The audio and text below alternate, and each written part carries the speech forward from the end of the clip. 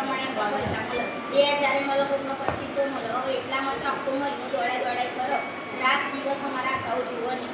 એકદમ જોખમ માતા હોય તો એના સિવિલમાં બી અડધી રાત્રે થાય, ઘરની ચિંતા કર્યા વગર. તો બી ઇન્સેન્ટિવ છે ને તો બી દર મહિનાની 1 થી 10 તારીખ મળે તો બી ટાઈમસર થતું નહીં એનું ચૂકવવું. અને જે ટોપઅપનો વધારો જે મળતો હોય ને એ દર મહિને મળવો જોઈએ. એના બદલે 6 મહિના સુધી સરકાર 2025નો વધારો બી અમને આપતી નથી.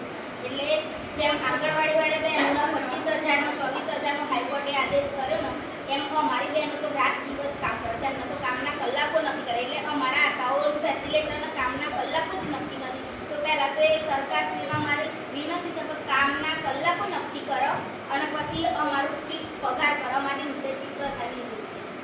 અને કોઈ બી આરોગ્યની કામગીરી આવે ને સર ઉપરથી જિલ્લામાંથી તો સીધું છેવાડાના પાયાના વિસ્તારમાં આશા જ કહેવાય. આરોગ્યનો પાયો એટલે આશા વર્કર કોઈ બી હોય. આ જ્યારે મોદી સાહેબનો પ્રોગ્રામ હોય તો બી લેટર થાય કે આ બેનને ત્યાં જવાનું છે પ્રોગ્રામમાં. ચૂંટણીની કામગીરી હોય તો બી મારી બહેનોને રૂપિયો બી વળતર નહીં મળતું. ચૂંટણીમાં બી સવારથી 8 થી 7 વાગ્યાથી સાંજના 5 વાગ્યા સુધી આશાઓની ત્યાં હાજરી હોય છે. તો બી આજ દિન સુધી 1 રૂપિયો બી મળ્યો નથી આશાઓને.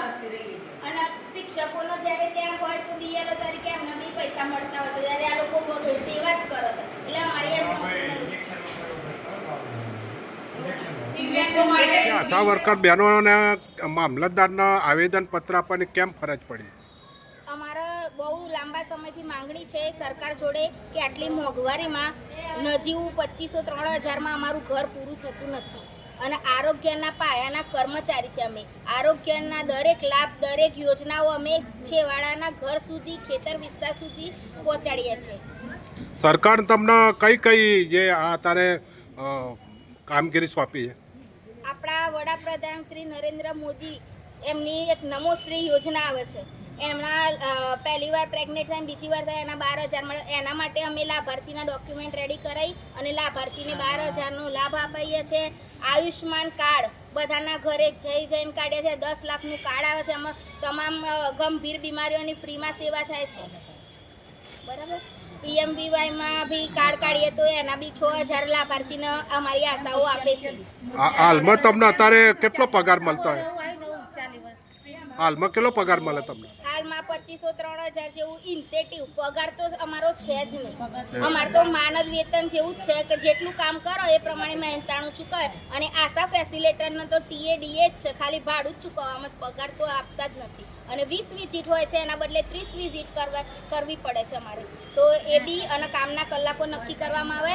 અને આજ રોજ હું અહીંયા દહેગામ તાલુકાની આશા ફેસિલિટર છું અને આ તમામ આશાઓ આશા ફેસિલિટર આખા તાલુકાની છે. અને અમે અહીંયા મામલતદાર સાહેબને આવેદનપત્ર અપાયા છે કે અમારી જે માંગણીઓ છે એ કલેક્ટર સાહેબ સુધી પહોંચાડે, સરકારશ્રીને જાણ થાય અને અમારે આ બધું જે માંગણી છે એ પૂરી કરવાનું આશ્વાસન આપેલ છે. આપનું શું નામ છે? મારું નામ પટેલ ધ્વની તેજસ કુમાર છે.